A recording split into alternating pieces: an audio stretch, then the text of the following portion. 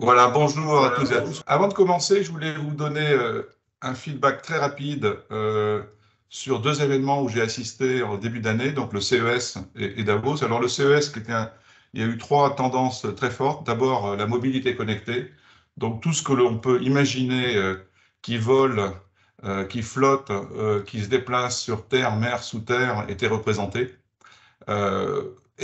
Donc, bien sûr, la plupart électriques avec des innovations absolument incroyables. Et ça a occupé un peu plus du tiers du salon. On a vu des moissonneuses-batteuses connectées, on a vu des drones taxis, on a vu des bateaux électriques pour ceux qui aiment la mer. Enfin, c'était vraiment un salon presque le concours Lépine. La deuxième chose, c'est tout ce qui est MedTech. Alors, MedTech, représenté bien sûr par la technologie non invasive et de plus en plus de la technologie invasive, c'est-à-dire qui va donner un certain nombre de repères chez l'humain. Et enfin, beaucoup de, beaucoup de stands sur le métaverse au sens large du terme, et c'est à la fois fascinant et aussi inquiétant, parce que je me disais à quel moment on va avoir une vraie vie, parce qu'il y a une poussée technologique telle, une miniaturisation, une puissance, d'ailleurs, qui a été démontrée par les traditionnels écrans, que c'est presque inquiétant. Bonne représentation de la France, on avait 170 sociétés là-bas, avec une équipe très dynamique. Donc, pour moi, ça a été un CES euh, assez intéressant, assez énergisant, avec quand même quelques inquiétudes sur la prégnance de la technologie sur notre société. Davos, c'était mon 23e WEF et 19e Davos, ou 20e, je ne sais plus, je ne compte plus. Alors, vous savez qu'à Davos, il y a des thèmes tous les ans. Il y a eu l'eau, l'éducation, le digital, on voyait plus que ça. Cette année, c'était le climat, carbone net zéro. Et il y avait une sorte de concours pour celui qui était le plus clean, le plus propre, le moins polluant, sachant que les présidents venaient quand même, on a décompté 2200 jets privés, des hélicoptères, des limousines, mais il y avait une sorte de prise de conscience et que j'ai senti réelle, hein. On est passé d'un must-have à un nice-to-have à un must-have. Ce qui était intéressant aussi, c'est de voir l'arc de l'Est se constituer, hein, Chine, Russie, Iran, Corée du Nord, etc. L'Europe étant un peu mise à part, deux plaques tectoniques qui se déplacent, qui s'affrontent. Le digital était là, mais pas en tant qu'infrastructure, surtout l'IA. Et là encore, des grands débats sur l'éthique, jusqu'où on peut aller trop loin, etc., etc. Donc, un Davos assez vivant, mis en berne un petit peu par le manque de grands présidents. Il y avait très peu de présidents d'État. Il n'y avait pas de Russes, bien sûr, peu de Chinois, peu d'Indiens aussi, pas mal d'Américains, quelques Français, pas assez à mon goût, mais on est reparti quand même assez énergisé du fait qu'on appartienne à la même communauté. Donc voilà un petit peu, très rapidement, alors que j'aurais pu vous en parler des heures, un synopsis. Vous pouvez toujours me contacter pour en avoir plus d'informations. Alors, en continuité de notre summit, euh, et pour être dans le modo du WEF qui était coopérer dans un monde fragmenté, la coopération dans un monde fragmenté euh, est tout à fait intéressante sur le point réflexion sur les télécoms, hein. On a dans le secteur du digital une fragmentation européenne, hein. On a beaucoup d'opérateurs, on a beaucoup de contraintes sur les opérateurs, les prix, l'hyperconsumérisation avec les arrivées de Free, les contraintes réglementaires, légales, la montée en puissance très forte des GAFAM depuis 10 ans qui prend la majorité de la création de valeur. Donc on s'est dit finalement, quel est le bon modèle pour les opérateurs? Quelles sont ces évolutions dans la chaîne de valeur? Jusqu'où on peut aller l'opérateur? Vous avez vu chez nos amis d'Orange un certain nombre de portfolios qui vont partir, d'autres qui vont arriver. Quel est l'équilibre pour qu'en 2030, on soit dans une industrie sereine, pérenne et surtout qui crée de la valeur pour pouvoir investir beaucoup plus dans les infrastructures? Je vous rappelle par exemple, et vous le savez tous, hein, aux États-Unis, il y a plus de 330 millions d'habitants, il y a 4 opérateurs principaux, presque 3 d'ailleurs. En Chine, 1,4 milliard, 3 opérateurs principaux. Et en Union européenne, nous avons 445 millions d'habitants et plus de 100 opérateurs principaux, sans compter les NVLO. Donc ça fait une concurrence très forte et il était intéressant pour nous de nous intéresser à l'évolution du business model. Donc, vous êtes familiers toutes et tous, j'imagine, aux commissions. Donc, nous avons décidé avec Jacques Prune et les membres du comité stratégique de constituer une commission, un groupe de travail sur l'avenir des opérateurs télécoms, qui a été mentoré par notre ami Alexandre Peboro, donc le fondateur, le chairman CEO de Tofan. Donc, ce que je vous propose, c'est de commencer tout de suite. Vous avez vu l'agenda, c'est assez paquet. Donc, pour partager les réflexions du groupe, et bien sûr, vous pourrez poser des questions, réagir, donner votre point de vue lors d'une session d'échange. Merci d'être avec nous ce matin. Encore désolé de ne pas partager un café ou un croissant ensemble, ce n'est que partie remise. Et je vais passer maintenant la parole à mon ami Alexandre Pebro. Alexandre, c'est à toi. Merci François, merci beaucoup. Bonne année à toi, bonne année au DigiWorld Institute, bonne année à tous sur le call, bienvenue.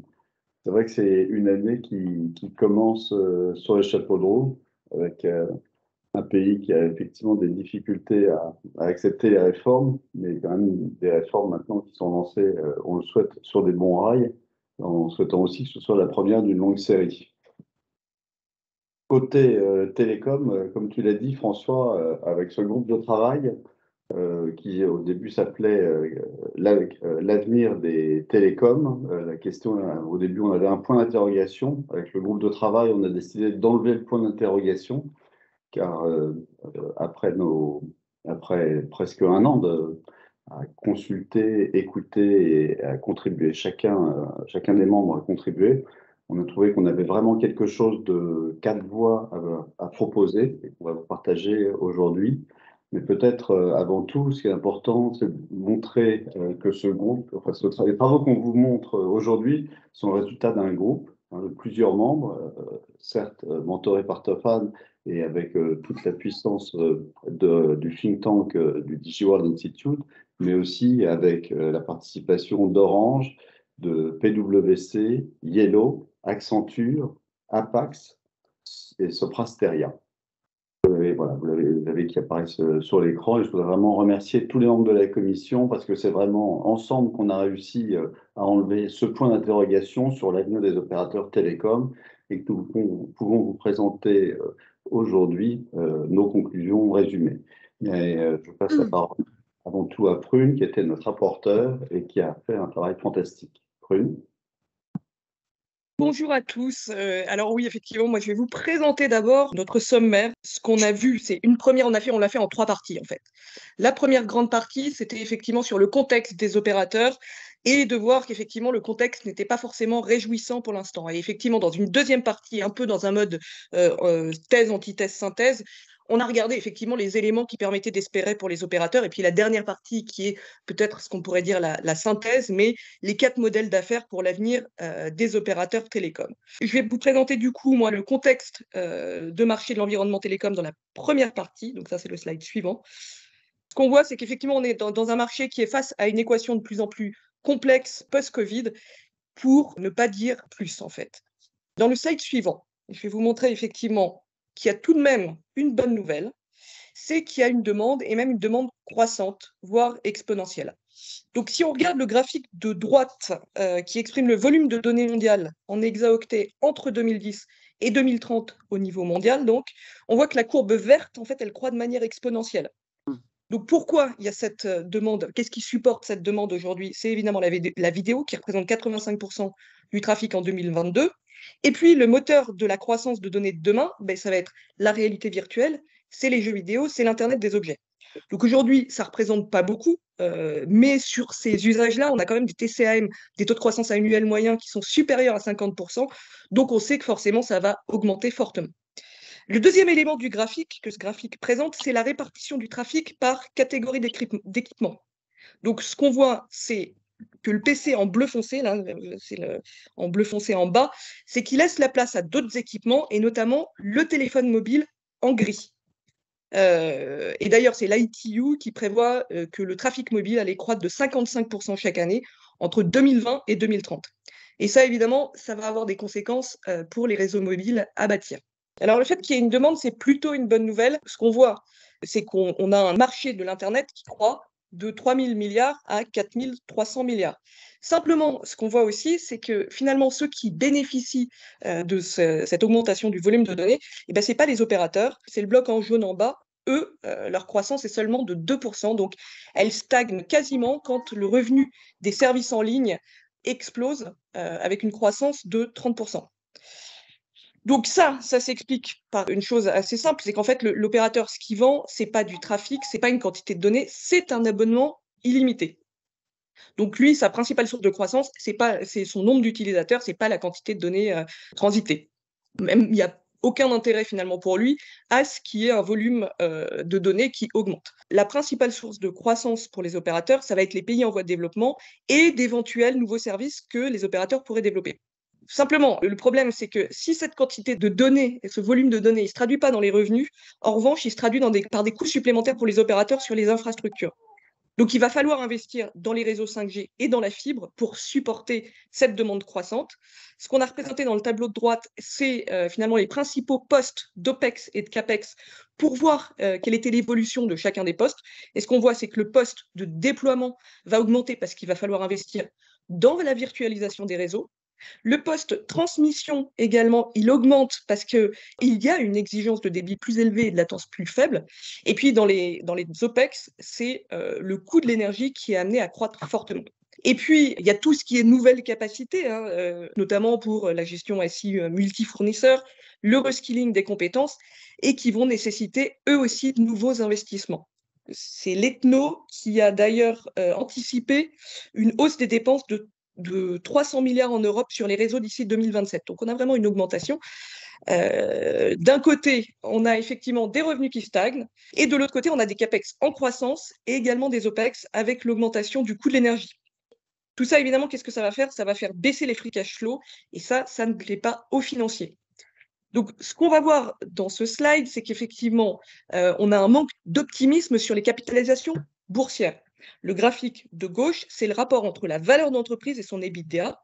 Et ce qu'on remarque, c'est que ce ratio, il est faible pour les opérateurs télécoms et qu'en plus, la période Covid, elle a creusé cet écart avec les autres acteurs du numérique. Donc, on voit effectivement une forte augmentation sur d'autres acteurs entre 2019 et 2022.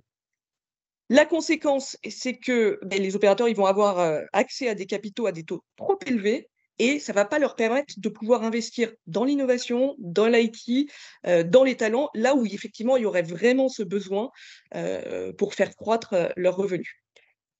Donc, on est un peu dans un cercle vicieux, si on peut dire. On a moins de valorisation, donc moins d'innovation, donc qui entraîne moins de valorisation et ainsi de suite. Et puis, d'un point de vue concurrentiel, on a une chaîne de valeur des opérateurs qui est sous la pression de nouveaux entrants à tous les étages, que ce soit les équipementiers qui peuvent fournir des services télécoms en direct, que ce soit les telcos, évidemment, qui se positionnent sur les infrastructures passives, ou que ce soit les big tech, et on l'a vu effectivement récemment avec Microsoft, qui pouvait maintenant fournir des numéros de téléphone aux utilisateurs de Teams pour pouvoir se joindre aux réunions. Donc ça, c'est pour cette première partie qu'on a volontairement noirci effectivement dans l'exercice aussi, parce qu'en vrai, c'est un secteur qui, au final, qui est malgré tout en croissance. On est à 2% de croissance, certes, par rapport aux autres, on ne bénéficie pas des fruits du volume de l'Internet, de la croissance de l'Internet, mais en revanche, ça reste un secteur qui a des potentialités. Et ce qu'on vous propose de voir maintenant, c'est peut-être une partie un peu plus lumineuse, porteuse d'espoir, en tout cas, et tu as de la chance, je te laisse cette partie, Alexandre. Tout à fait, parce que vous l'avez compris, et c'est parce qu'on a identifié des nouveaux paradigmes depuis la crise sanitaire, la crise énergétique et la crise environnementale qu'on a trouvé des raisons d'espérer. Historiquement, les télécoms ont donc toujours eu ce problème vis-à-vis des GAFA de se faire manger toute la croissance. Ce qui a changé dans ces dernières années, la première, et c'est pour ça que avec les carrières internationaux, les opérateurs internationaux, on a pris ce leadership, c'est que maintenant, les opérateurs digitaux acceptent de se connecter avec les opérateurs télécoms et d'utiliser les opérateurs télécoms pour atteindre tous les téléphones mobiles dans le monde. Et maintenant, des sociétés comme Google et Skype sont des clients des opérateurs télécoms. On va voir avec ces trois nouveaux paradigmes que nous avons identifiés, on les a regroupés en trois grandes catégories, en quoi ils permettent maintenant aux opérateurs de voir de façon solide un avenir se dégager. Donc le premier, c'est que la pandémie a créé durablement de nouveaux usages, aussi bien vers les personnes que vers les entreprises. On l'a tous vécu en direct. Le digital et surtout la communication qu'apportent les opérateurs télécoms est rentré dans la vie de chacun à une vitesse incroyable, au point d'ailleurs qu'on a pensé que l'accélération serait durable au-delà de la pandémie. On a vu qu'il y a bien sûr un ralentissement, mais il est plus subi par les OTT que par nous, les opérateurs télécoms. Donc le premier grand changement dans les usages, c'est celui d'une communication beaucoup plus développée. Teams, notre conversation aujourd'hui en est certainement la meilleure illustration. C'est tout ce qui est la connectivité et les visioconférences autour de ça. La deuxième dans les usages, c'est le choix et la flexibilité. C'est le fait qu'aujourd'hui, grâce à cette digitalisation accélérée, on arrive à avoir non plus des services en gros, mais des services personnalisés à chacun, à chaque entreprise ou à chaque type de consommateur. Notre troisième type d'usage qui s'est vraiment beaucoup développé, c'est donc commodité et interopérabilité.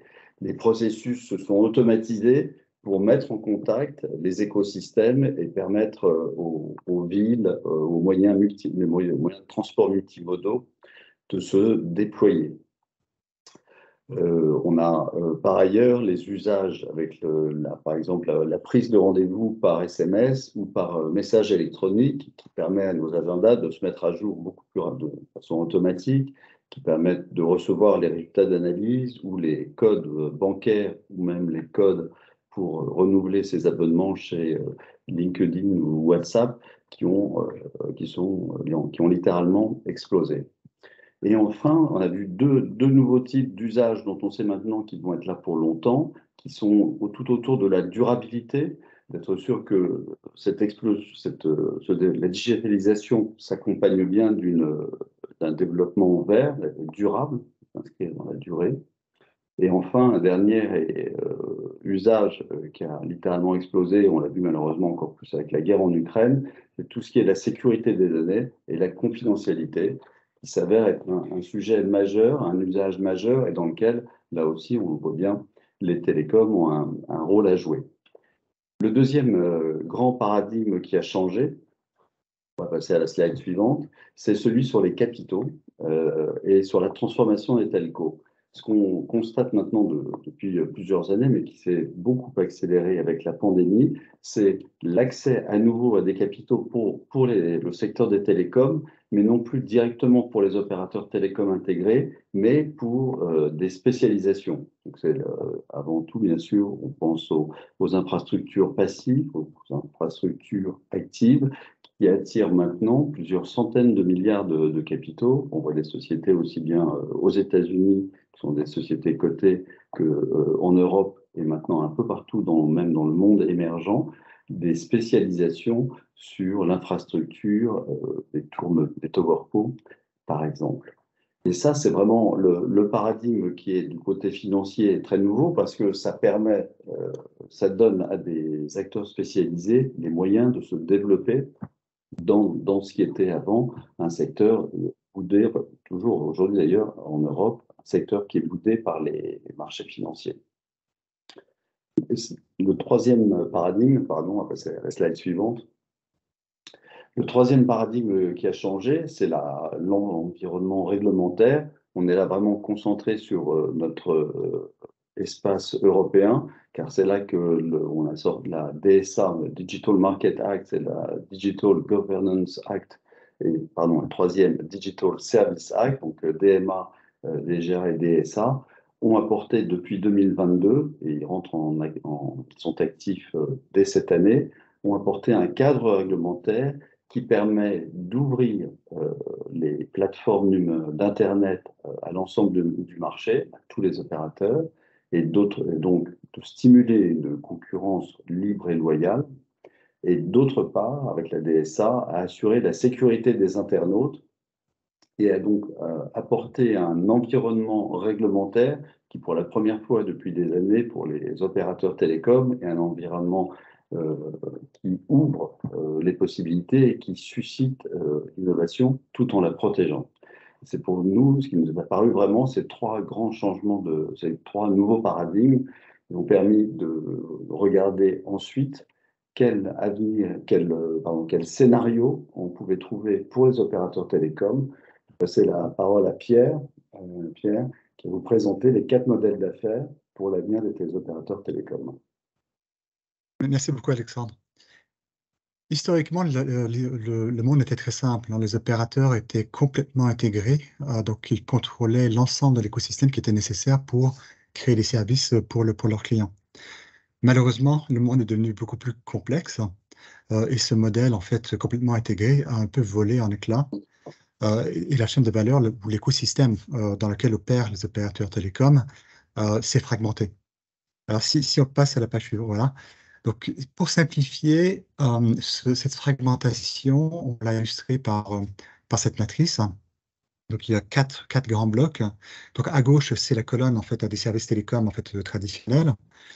Et on a commencé à voir la fragmentation, la séparation entre la couche de services et les couches d'infrastructures, qu'elles soient actives ou passives. Alors, au-dessus, les services opérateurs, c'est des services classiques, hein, c'est le modèle historique des MVNO, par exemple. C'est le modèle d'ailleurs dans lequel opèrent aussi tous les opérateurs télécoms qui offrent des services retail à leurs clients finaux.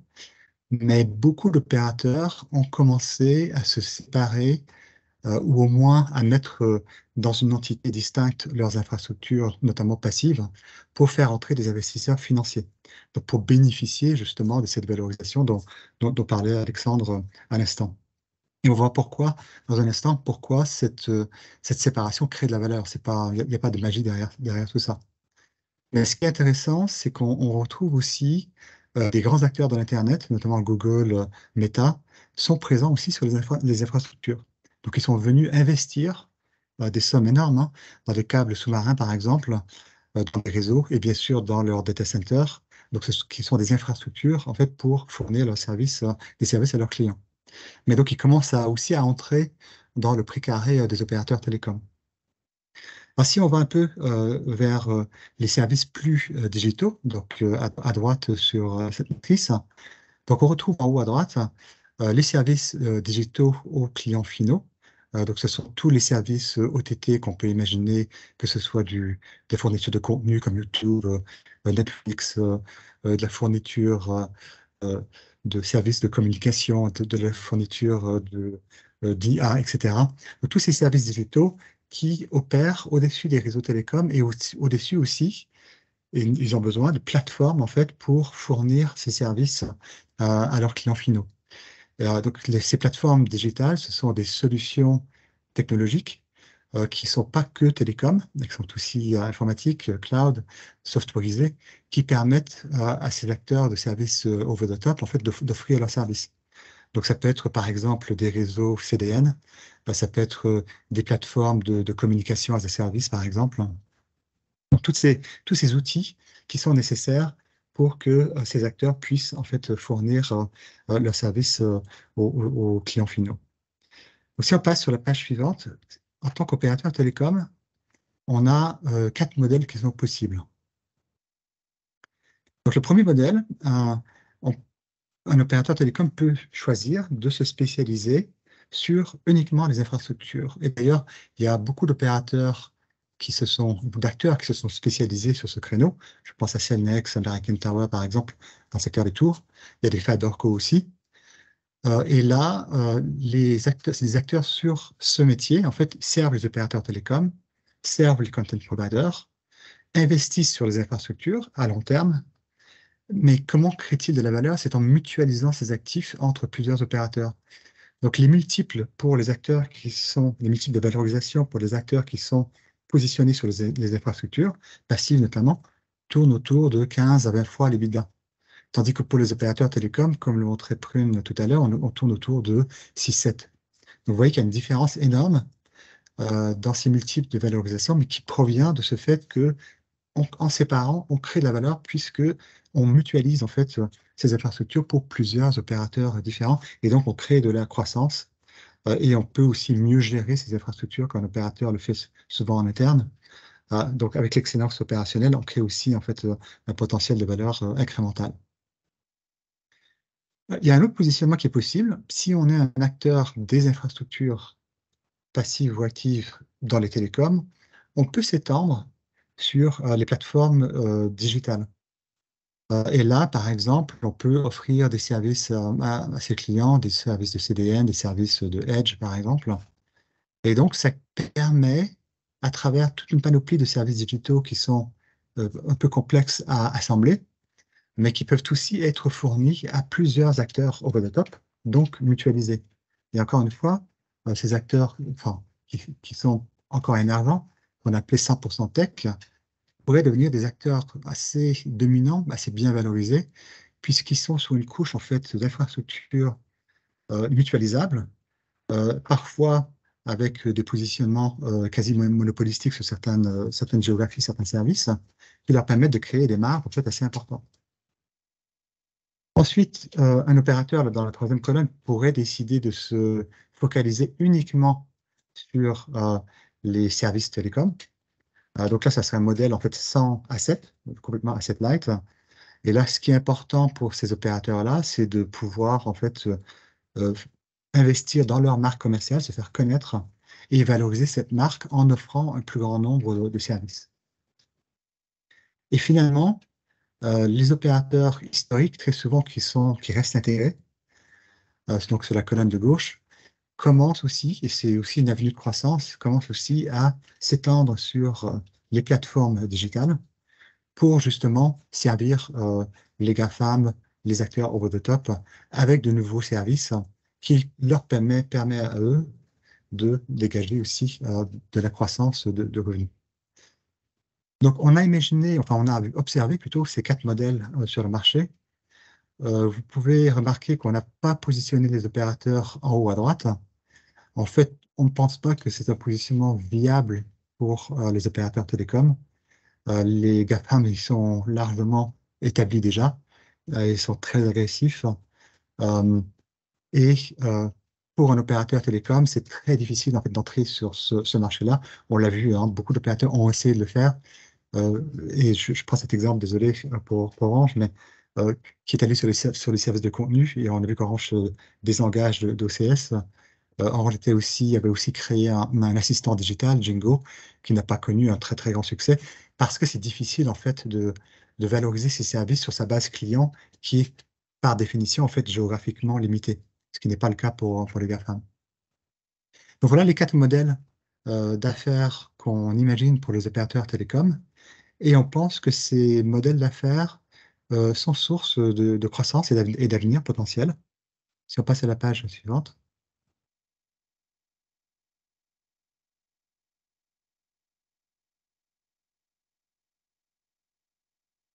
Voilà.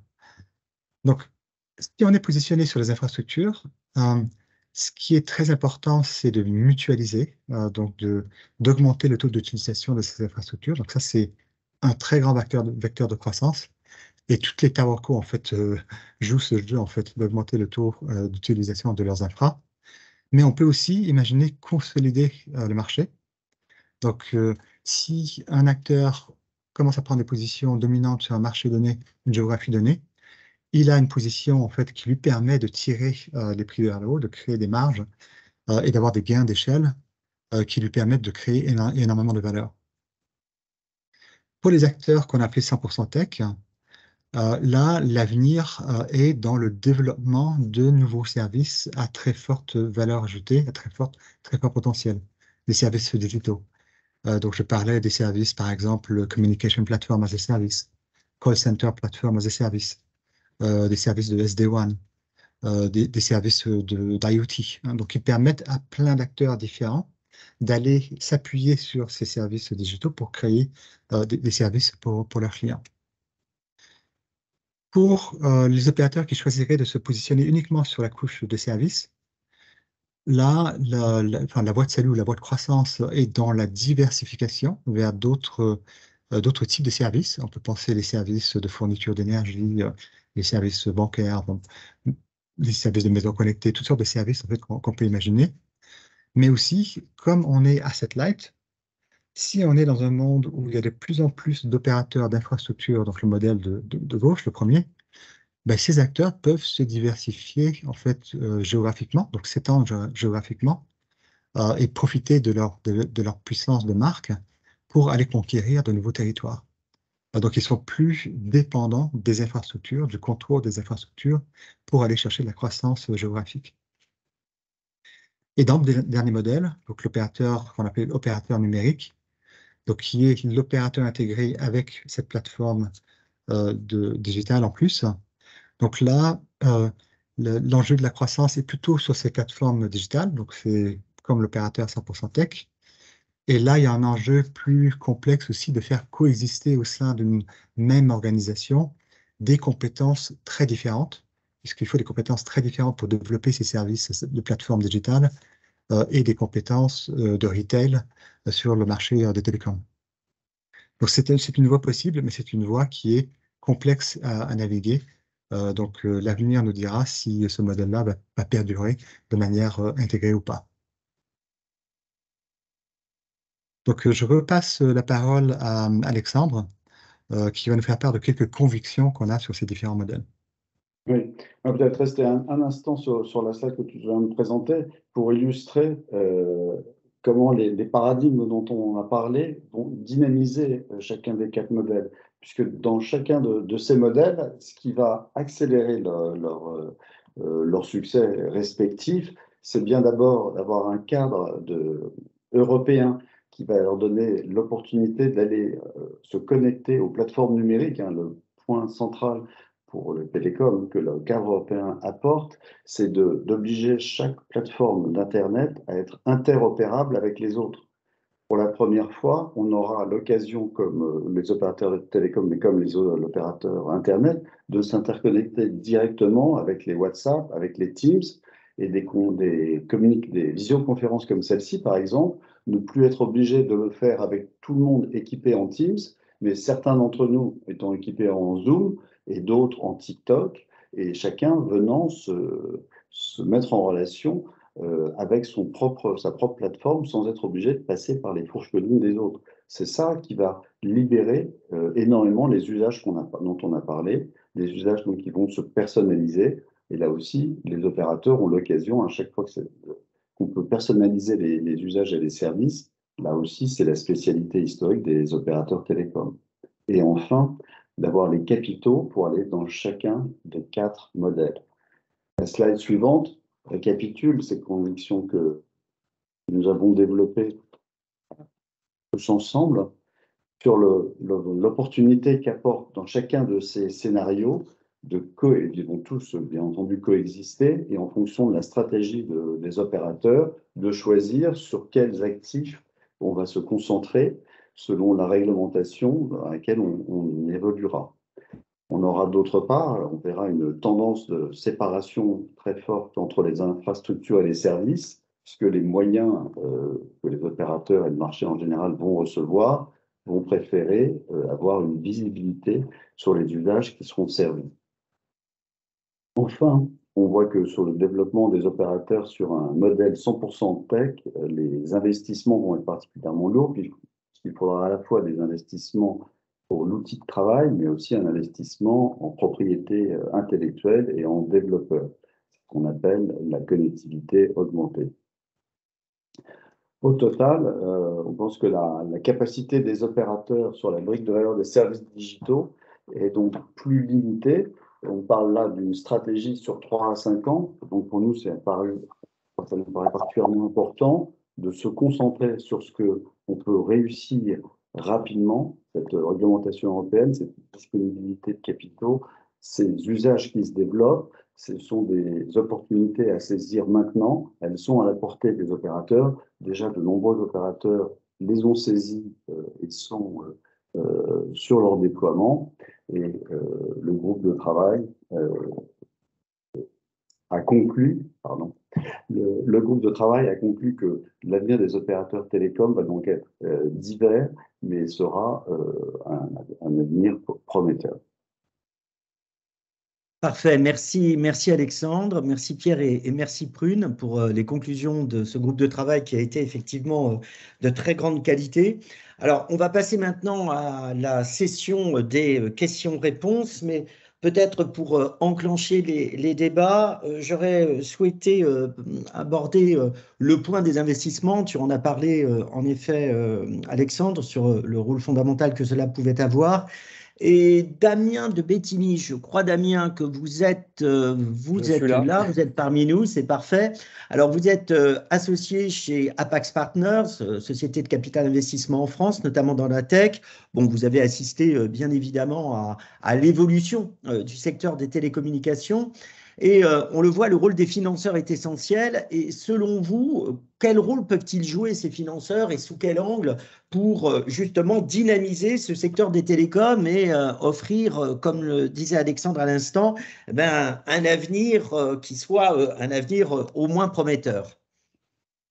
Oui, je crois que en fait les sociétés, les fonds d'investissement ont suivi un peu l'évolution des acteurs des télécoms. Quand j'ai commencé ma carrière d'investisseur au début des années 2000, en fait, les fonds de private equity étaient constitués essentiellement de fonds de ce qu'on appelle des fonds de LBO. Ces fonds investissaient dans des opérateurs qui étaient intégrés avec leur infrastructure. Euh, à la fin des années 2000, début des années 2010, une nouvelle catégorie en fait de fonds qu'on appelle les fonds d'infrastructure sont arrivés dans le marché et ont commencé en fait à financer les infrastructures des opérateurs et devenir des acteurs très très importants en fait de l'écosystème télécom, ce qui n'était pas auparavant, hein. Donc c'était un énorme changement. Puisque ces acteurs, en fait, ont permis aux gros opérateurs télécoms, finalement, de monétiser, d'extraire de la valeur de leur infrastructure, valeur qui pouvait être ensuite réinvestie dans le commercial, dans le développement. Et ces acteurs, comme Pierre le mentionnait tout à l'heure, ont pu le faire parce que ils avaient un coût du capital très faible, hein. Les fonds d'infrastructure ont bénéficié de l'environnement des taux très très bas là, qu'on a vécu ces 10 dernières années. Donc ça leur a permis finalement de racheter à très bon prix, avec beaucoup de dettes, beaucoup d'effets de levier, ces infrastructures.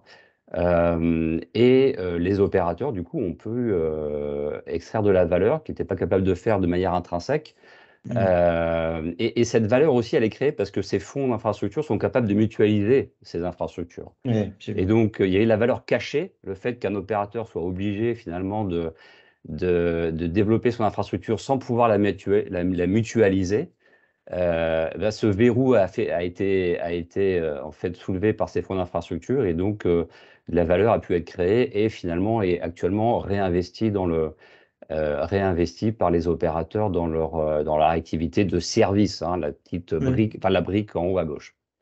Donc ces fonds d'infrastructure ont joué un rôle majeur. Donc du coup, nous, les fonds de LBO, on a dû aussi un peu changer notre stratégie d'investissement, et donc au lieu d'investir dans des opérateurs, je dirais, intégrés classiques, eh bien, on s'est progressivement intéressé à des opérateurs de services uniquement, ou des opérateurs de plateformes et de services digitaux.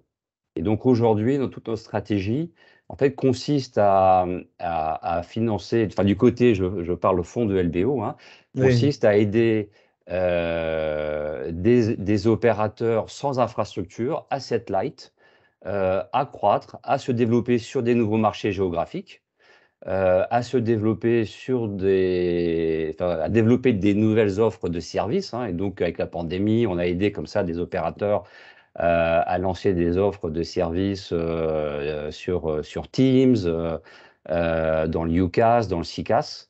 Et donc notre rôle aujourd'hui a changé. On ne finance plus l'infrastructure, en tout cas du côté fonds de LBO, mais on aide des opérateurs à se développer géographiquement, à réinvestir dans le commercial, à se différencier vis-à-vis des acteurs type GAFAM, et à pénétrer des nouveaux marchés.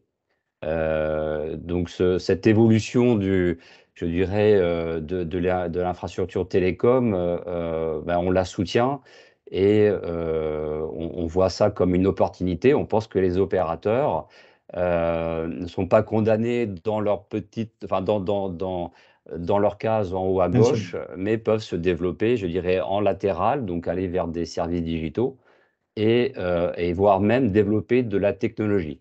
C'est ce qu'on fait typiquement sur des petits opérateurs qui n'ont pas d'infrastructure, mais qui vont développer leur propre brique technologique, notamment autour du Unified Communication as a Service.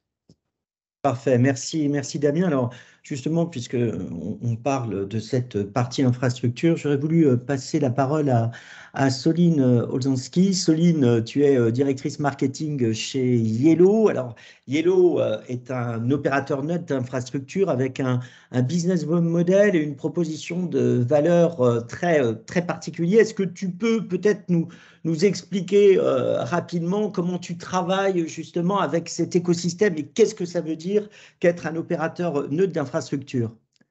Ouais, merci Soline. beaucoup. Bonjour à tous. Merci beaucoup. En fait, Yellow, effectivement, illustre bien le modèle d'infra qu'on vient de détailler, puisqu'en fait, Yellow fait de l'infrastructure et rien que de l'infrastructure. Donc, ce qui est effectivement caractéristique de notre modèle d'infra, c'est d'abord et avant tout des déploiements et des CAPEX importants, puisque là, on a mis dans le réseau 160 millions pour avoir une couverture finalement significative en France. Donc, on est sur des CAPEX qui sont importants. On a une offre d'infra qui est complète.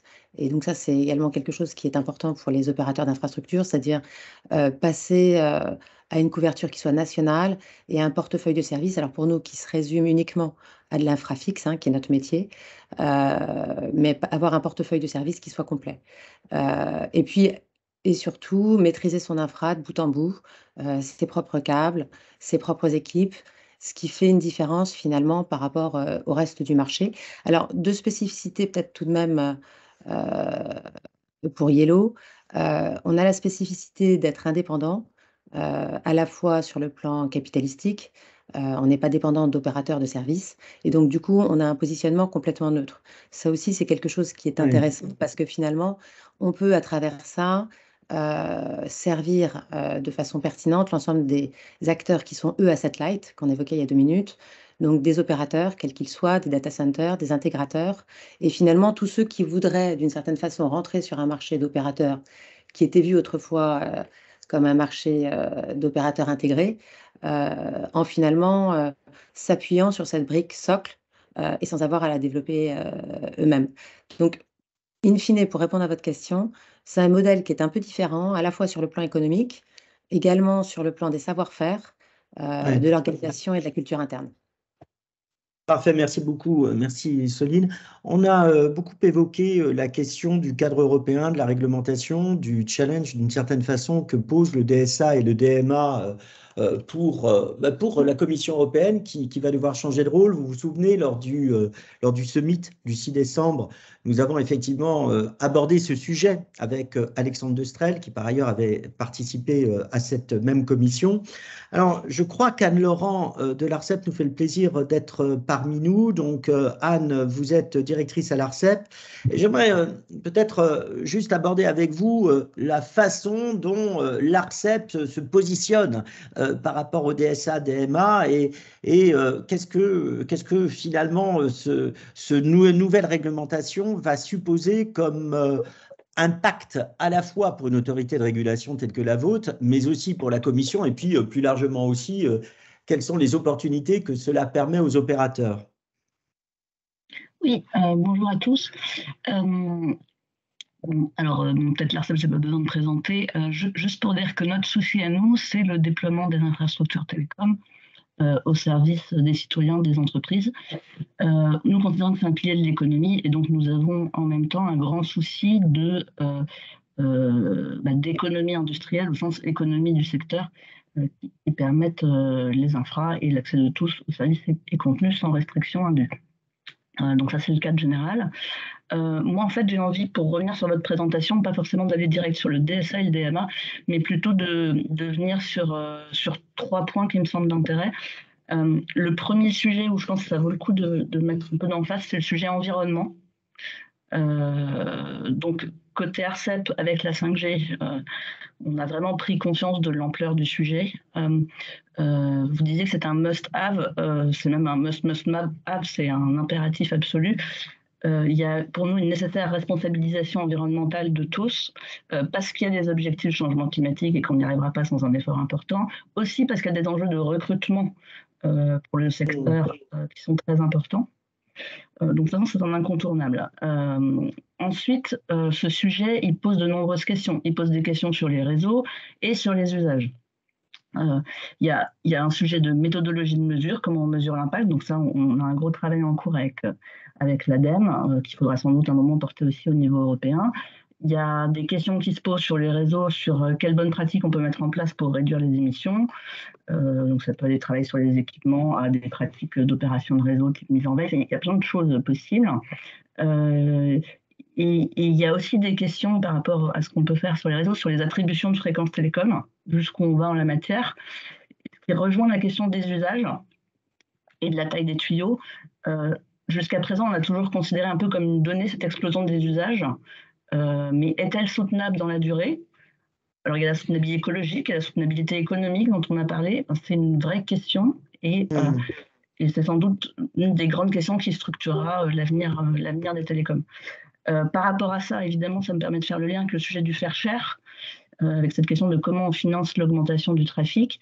Donc, une consultation publique doit être lancée là prochainement, mi-février, par Thierry Breton. Nous, on pense que c'est extrêmement intéressant parce que ça va permettre de bien appréhender les dynamiques, les rapports de force entre les acteurs et de se poser cette question très légitime de comment on responsabilise les GAFAM en intégrant ces considérations environnementales.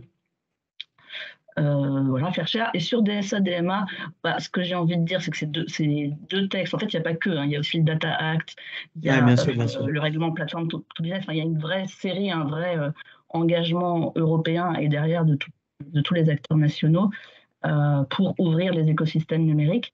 Donc, c'est un vrai mouvement de fond qu'on n'aurait pas pu voir il y a 10 ans. Donc, concrètement, il va y avoir une mise en œuvre coordonnée entre le niveau européen et les autorités nationales. Donc nous, on y prend notre part. Il y a beaucoup de travaux au sein du groupement des régulateurs européens sur ces questions. Je ne vous cache pas que on attend les retours d'expérience, mais les travaux qu'on mène au sein du BEREC nous font penser que ce ne sera pas la fin de l'histoire et qu'il y a un certain nombre de sujets qui ne pourront pas être totalement réglés avec le DMA. Donc c'est des choses auxquelles on travaille en ce moment. Voilà ce que je peux dire.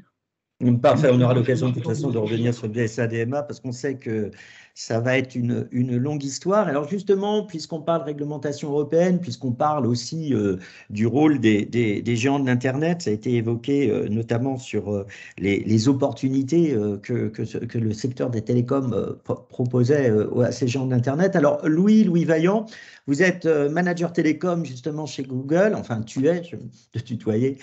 Est-ce que tu peux peut-être nous parler justement des partenariats que tu mets en place, des partenariats gagnant-gagnant, de façon à ne pas être sur cette opposition entre d'une part les gens de l'Internet et d'autre part les opérateurs de type un peu plus classique. Louis, je te laisse la parole. Oui, merci Jacques. Bonjour à tous et à toutes. Moi, je voulais revenir et peut-être détailler davantage la dynamique de la relation entre Google et les opérateurs aujourd'hui, qui s'inscrit vraiment dans la logique de coopération dont parlait François au début de la session. La relation, elle est extrêmement active, elle est extrêmement collaborative, elle est extrêmement partenariale, elle est également très ancrée, parce qu'elle a eu le temps de se développer sur un peu plus des 15 dernières années. Et je voudrais peut-être l'articuler autour de 3 domaines principaux qui constituent la relation entre Google et les opérateurs aujourd'hui. Un premier qui est autour de la croissance du cœur business du métier de l'opérateur. Un deuxième volet sur la diversification, dont on a parlé ici dans le cadre des résultats de la commission. Un troisième sur la transformation du métier d'opérateur. Sur le core business, je dirais que c'est vraiment là où la relation entre Google et les opérateurs a démarré. Ça reste plus que jamais un levier autour de l'acquisition de clients, autour de l'anti-churn, autour de la gestion du portfolio de services, de l'écosystème, avec notamment la plateforme Android qu'on propose, maintenant avec l'accélération autour du hardware. Et donc, on vient véritablement s'inscrire dans l'ensemble des services et des devices qui sont proposés par les opérateurs à leurs clients. Et jusqu'à en fait, contribuer directement dans un certain nombre d'initiatives portées par les GSMA. Je pense à toute l'évolution du système de messaging et des investissements qui ont été faits sur RCS. Google est un acteur important de cet écosystème-là, qui représente aujourd'hui plus de 2 milliards d'utilisateurs mensuels dans le monde et auquel, là encore, Google a l'occasion de contribuer directement sur le cœur business de l'opérateur. Sur la diversification, c'est vraiment cette tendance qu'on a pu voir sur ces dernières années, la diversification en termes de services pour les consommateurs, dans lequel, là encore, on s'inscrit vraiment dans une dynamique partenariale avec les opérateurs, autour de ce qu'on peut proposer autour de la set-top box, de la living room connectée, YouTube, Google One, Play,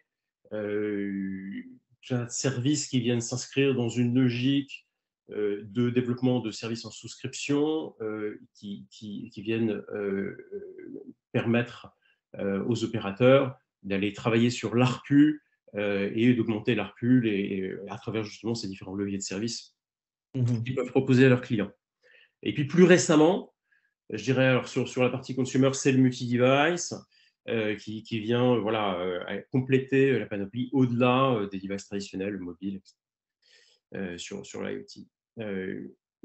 Dans cette diversification, ce qu'on a vu aussi avec la croissance du cloud, c'est les partenariats qu'on a pu mettre en place avec les grands opérateurs. Je pense à Orange Business Services en France, je pense à Telefónica Tech en Espagne ou T-Systems en Allemagne, autour du cloud et du développement de services, en fait, d'IT, de reselling, de services cloud, comme une nouvelle composante du portfolio de l'offre entreprise des opérateurs, qui est un secteur qui connaît une belle croissance, à 2 chiffres, à 3 chiffres, selon les cas. Donc voilà pour la partie diversification. Le troisième volet, c'est vraiment la transformation, où là encore, à travers le cloud, on est vraiment dans une logique collaborative autour de l'IT, autour de la transformation des métiers, autour de la data, pour participer, contribuer, apporter notre expertise pour accompagner l'évolution de l'opérateur de plus en plus vers une data company, pour être capable d'orchestrer, de valoriser en fait l'ensemble des données qu'il génère. C'est également la transformation en fait, des canaux de vente et de relations avec les clients. Donc, on parle de plus en plus d'omnichannel. On parle de l'implémentation du machine learning, du care dans le cadre de la relation client. Donc, c'est du customer care intelligent avec un moteur en fait, d'AI de recommandation qui est en temps réel. Là encore, c'est Google en tant que partenaire technologique sur ces aspects métiers pour l'opérateur. Merci. Voilà, donc je vais m'arrêter là. Je pourrais en parler pendant très très longtemps. C'est vraiment ce que je fais au quotidien et je serais ravi de pouvoir poursuivre la conversation avec vous si vous êtes intéressé.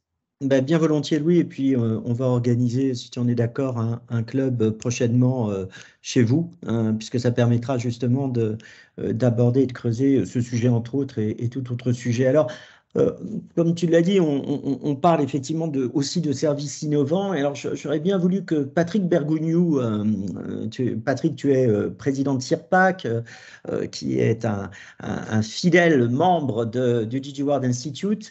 Vous développez des solutions innovantes de VoIP. Et j'aimerais avoir, parce qu'on a eu des discussions, mais j'aimerais avoir un peu ton ressenti sur justement la façon dont tu vois les capacités d'innovation des opérateurs télécoms et quels sont finalement, selon toi, les sujets sur lesquels ils innovent tout particulièrement. Patrick, je te laisse la parole. Oui, merci Jacques, bonjour. Oui, alors Sirpac, nous accompagnons les opérateurs depuis 25 ans en leur fournissant de la technologie qui leur permet d'aller dans le monde, dans la case en bas à droite, en fait, de numérisation. D'ailleurs, en fait, la première lecture de l'étude, j'étais presque un petit peu choqué en me disant, mais pourquoi n'irait-il pas dans la case en haut à droite? Et puis finalement, j'ai trouvé dans la case en bas à droite une des parties de ce que j'aurais vu dans la case en haut à droite. Voilà. Une autre approche du marché, c'est quand même de regarder ce marché-là sous un angle, si on le regarde sous un angle quantitatif, principalement en Europe, mais un peu partout dans le monde, on est quand même un peu dans un marché à somme nulle. C'est-à-dire que quand je gagne un client, je parle comme opérateur de télécom, hein, la probabilité est importante qu'un de mes confrères en ait perdu un. Et donc, il nous semble que la croissance du secteur, et d'ailleurs, je pense que je vais rejoindre ce qui a été dit précédemment, la croissance du secteur passe pas tant par une croissance quantitative qu'une croissance de valeur. C'est-à-dire, tout à l'heure, Louis parlait d'augmenter l'ARPU. On pense très clairement que ça passe par là.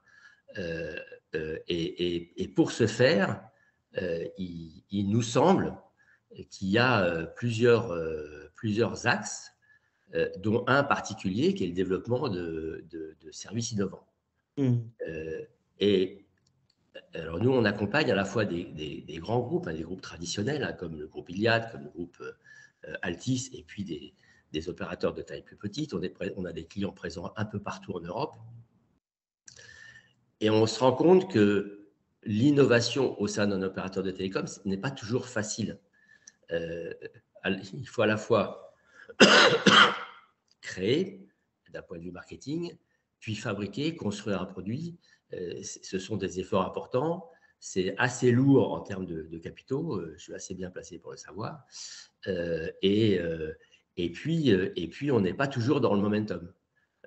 Si on prend par exemple le cas de Unified Communication as a Service, on voit bien qu'il y a eu un momentum énorme il y a 2 ans, 2 ans maintenant, le temps passe vite.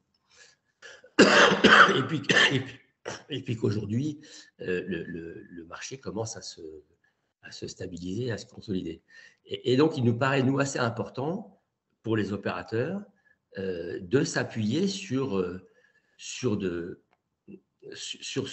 des technologies fournies par des tiers, de manière à pouvoir être capable de capter des marchés au moment où ils se présentent et non pas avec un peu trop de retard. C'est les points qu'on voit aujourd'hui. Je pense aussi, on le constate dans la plupart des marchés, mais aujourd'hui, au niveau des opérateurs de taille intermédiaire, qu'il y a une très forte consolidation du marché. Et au début de l'introduction, on parlait d'une centaine d'opérateurs de télécom en Europe. La réalité des choses, c'est qu'il y en a beaucoup plus, puisqu'en plus, là, on parlait que des majeurs, mais il est très probable qu'il soit nécessaire qu'il y ait une certaine consolidation de ces opérateurs, de manière à ce que leur masse critique puisse augmenter. Et on pense aussi que certaines croissances, ou certaines captations de marché passeront probablement à travers l'acquisition d'opérateurs innovants, c'est-à-dire un opérateur qui se développerait par exemple sur la case du bas à droite pourrait très bien faire partie d'une opération d'acquisition intéressante pour un opérateur qui se développerait sur les 2 cases de gauche, de manière à mettre le pied sur un marché qui n'est pas obligatoirement facile d'accès par des investissements propres. Alors Patrick, juste un point, parce que le temps passe très vite et je vois que Alexandre voulait réagir par rapport à ce que tu as dit. Donc Alexandre, est-ce que tu peux, mais désolé, hein, je vais être un peu le timekeeper, de façon très synthétique, intervenir. J'ai quand même timing serré, Jacques. Mais effectivement, c'est pour rebondir sur ce que vient de dire Patrick. C'est précisément là qu'on voit, nous, le dynamisme qui se lance aujourd'hui. C'est que les opérateurs doivent se spécialiser et pour se spécialiser, doivent s'appuyer, bien entendu, sur des partenaires, beaucoup plus qu'ils ne le faisaient avant. C'est-à-dire que c'est bien, comme tu le dis, en allant chercher des briques de valeur et des services à valeur ajoutée, en plus de leur cœur, du cœur qu'ils choisissent, qu'ils peuvent accélérer leur croissance. Et c'est vraiment dans cet environnement européen que ça peut se passer, l'environnement européen dans lequel la consolidation est définitivement pas le choix du régulateur. Hein. Oui. On s'est vraiment placé dans cette perspective 3-5 ans. Il s'agit de réussir maintenant, hein, c'est vraiment très important, c'est réussir maintenant, et la consolidation n'est vraiment pas à l'ordre du jour de la Commission. On peut le regretter, mais c'est la donnée que nous avons considérée. Hein. Mais oui, c'est un fait. C'est un fait. En effet, merci beaucoup.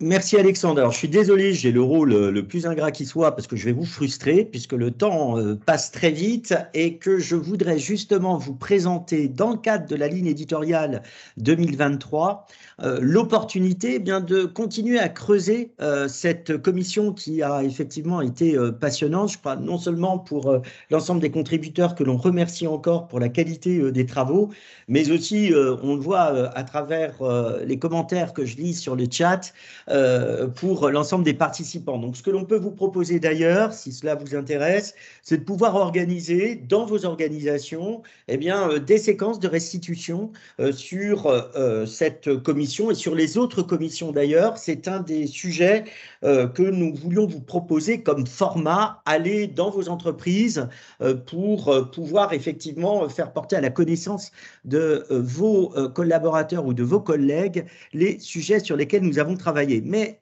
parlons d'ores et déjà de 2023, car en effet, nous allons présenter en Assemblée Générale qui va se tenir dans 15 jours nos propositions, alors qui seront non plus des propositions, mais qui seront notre ligne finalement éditoriale 2023. Et nous sommes en train de recueillir auprès de vous, mais il y a encore des remontées d'informations qui nous sont nécessaires, de savoir effectivement quels sont les volontaires pour travailler sur ces groupes de travail. Alors, juste un point. Les propositions thématiques que nous vous présentons ici, que l'on a présentées à certains d'entre vous déjà, donneront lieu soit à des commissions, soit à des formats qui pourront être plutôt des conférences, voire effectivement du contenu, parce que, comme nous vous l'avons dit, nous nous sommes dotés notamment d'un studio d'enregistrement qui va nous permettre de faire du contenu audiovisuel, du contenu qui permettra finalement d'être sans aucun doute plus accessible que des seuls rapports. Alors, quelles sont les propositions thématiques sur lesquelles nous vous proposons de vous positionner? Alors, il y en a une évidemment qui concerne le métavers, ou plus exactement le Web 3, que l'on a divisé en deux pattes. Une patte concernant l'immersive learning, puisque l'on voit bien effectivement que tout ce qui est dans le monde de l'éducation, que ce soit éducation permanente ou formation continue, à travers le Web 3, peut connaître de véritables disruptions. On avait l'année dernière échangé avec Inetom sur ce sujet, et je pense qu'on a là, toujours dans cette logique un peu de technologie innovante, et notamment pour les apprentissages, un champ d'investigation à présenter. Autre patte du Web 3, eh bien, c'est l'impact environnemental.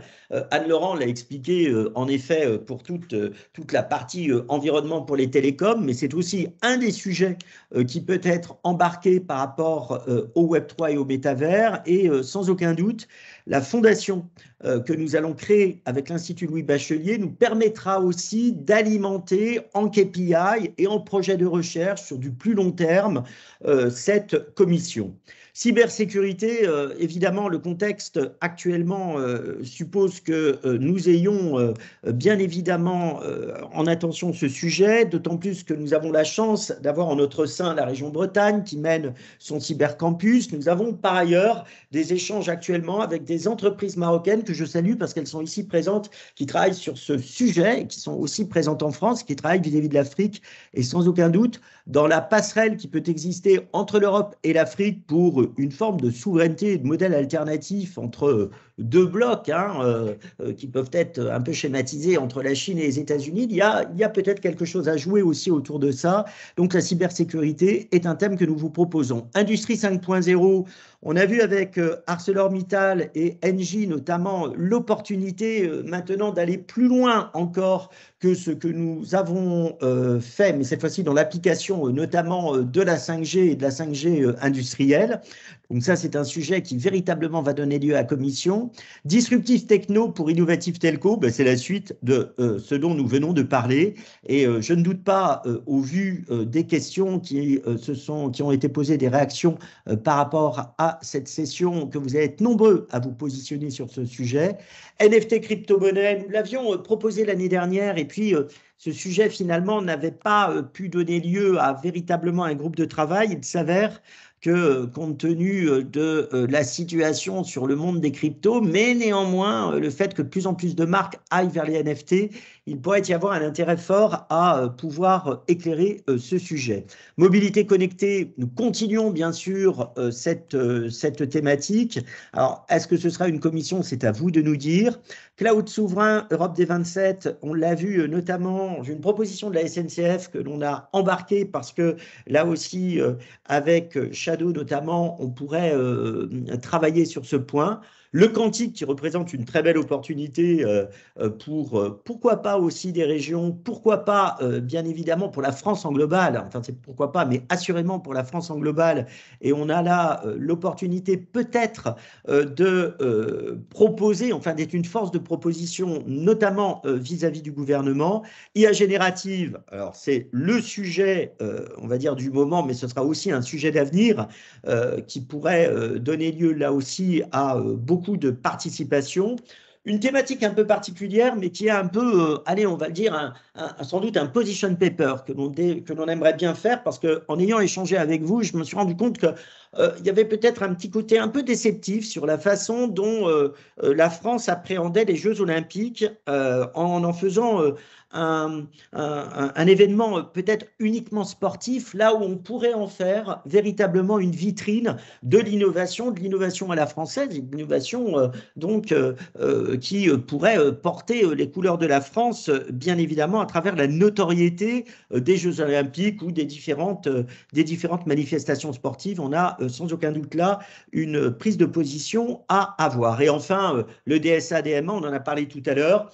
C'est évidemment un sujet qui est crucial parce qu'il touche aussi à la citoyenneté européenne, il touche aussi d'une certaine façon à la crédibilité des réglementations de la Commission et puis il touche aussi à la façon dont on peut penser les partenariats, Louis en a parlé tout à l'heure, avec justement les géants de l'Internet et les grandes plateformes. Donc c'est un sujet que l'on abordera et notamment dans un partenariat avec Alexandre de Strel. Donc, ce que nous vous proposons, c'est de vous positionner, nous faire remonter très très vite vos souhaits de participation, voire de mentoring sur ces thématiques, pour savoir si on va en faire des groupes de travail en tant que tels ou des éléments de conférence dans le cadre de notre ligne éditoriale. On vous propose 2 labs.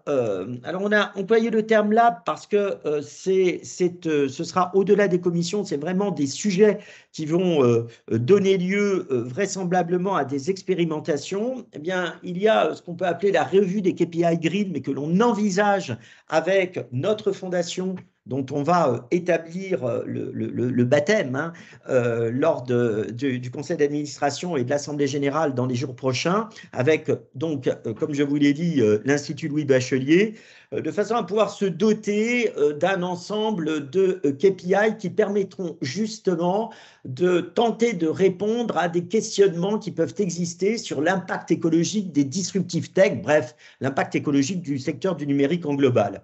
Un deuxième lab qui est une proposition notamment de la région Occitanie, métropole de Montpellier et aussi en lien avec un événement partenaire, le GITEX Africa, qui va se tenir à Marrakech, qui serait effectivement de valoriser là aussi, dans le cadre du projet Med-Valley, qui est un projet européen sur justement tout ce qui concerne l'agriculture, la santé et les nouvelles technologies, eh bien d'organiser une sorte de panorama, là aussi, des innovations qui peuvent exister en la matière et qui pourraient donner lieu, là aussi, à un partenariat avec l'Afrique. C'est en tout cas une proposition de la métropole de Montpellier et de la région Occitanie, qui, comme vous le savez, sont des membres historiques du DigiWorld. Trois learning expéditions que nous envisageons. La learning expédition du Grand Est, donc nous attendons de la part de la région du Grand Est effectivement la date pour organiser cette learning expédition avec des parlementaires. Juste un sujet, nous aurons une audition auprès de la commission numérique du Sénat qui est en train d'être organisée avec le sénateur Chess, qui a d'ailleurs beaucoup plaidé pour que l'ARCEP s'intéresse au green. Donc ça, notre objectif, il est aussi d'embarquer à la fois des journalistes, à la fois des parlementaires et un certain nombre d'entre vous pour effectivement aller toucher du doigt ce qu'il en est de ces entreprises, de ces industries qui sont déjà passées à l'industrie 4.0 et qui sont plutôt des entreprises sous gouvernance allemande, puisque comme on vous l'avait présenté lors de la restitution concernant la 5G privée, eh bien l'Allemagne, Accenture nous l'avait précisé, a un système productif effectivement 3 fois plus moderne que le français.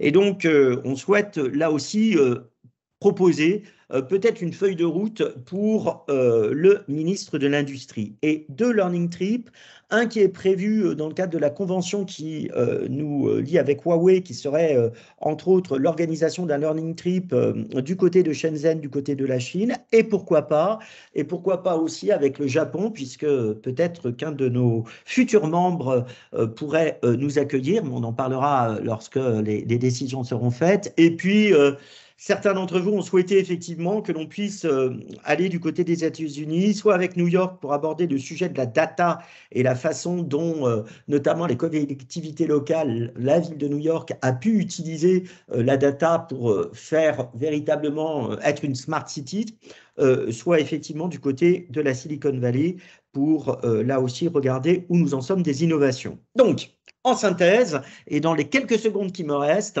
ce que nous vous demandons avec impatience, c'est effectivement de bien vouloir nous repréciser à nouveau les sujets sur lesquels vous souhaitez embarquer, parce que, comme vous le savez, le DigiWorld et sa ligne éditoriale est fonction aussi de ce que vous souhaitez travailler ensemble dans un travail évidemment collaboratif. Et nous structurerons ainsi, à travers ces thématiques, notre prochain DigiWorld Summit, dont nous vous donnerons la date, je pense, fin février, de façon à ce qu'effectivement, on puisse, là aussi, faire un format qui misera encore plus sur l'interactivité, même si nous avons franchi un saut quantique, je crois, en tout cas, avec notre Summit du 6 décembre. Voilà rapidement formulé les présentations de ligne éditoriale. On attend avec impatience donc vos retours et le gong a sonné. François, je te laisse les mots de la fin. François. Merci Jacques, merci à tous. Et comme c'est le dernier jour où l'on peut souhaiter des vœux, tous nos vœux au nom de Jacques, de toute l'équipe de l'IDAT. J'ai envoyé quelques cartes de vœux et j'ai mis « The best year ever ». Et c'est tout ce que je peux vous souhaiter à tout le monde, pour vous, vos familles, vos entreprises, et puis vos projets. Donc vous voyez que l'année 2023 va être aussi pour le DigiWorld Institute The Best Year Ever. On a beaucoup de projets, beaucoup de sujets, et vous avez vu dans le petit film du début, notre institut est déclaré en 77, essentiellement basé sur l'analyse et la prospective des infrastructures télécoms. Et on a la chance d'être dans un marché, si je peux m'exprimer ainsi, qui se développe d'une manière horizontale et verticale. Nous sommes un institut de recherche, donc on a besoin de vous, on a besoin de vos réflexions, de votre aide. Nous sommes une plateforme, une sorte de marketplace de brainware, pour employer un anglicisme, et je voulais remercier tous les participants à cette commission.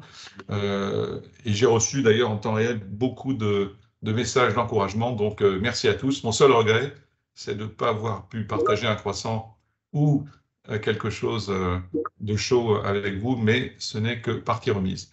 Donc merci beaucoup, Vous êtes invités, comme l'a dit Jacques, à venir participer à tout cela.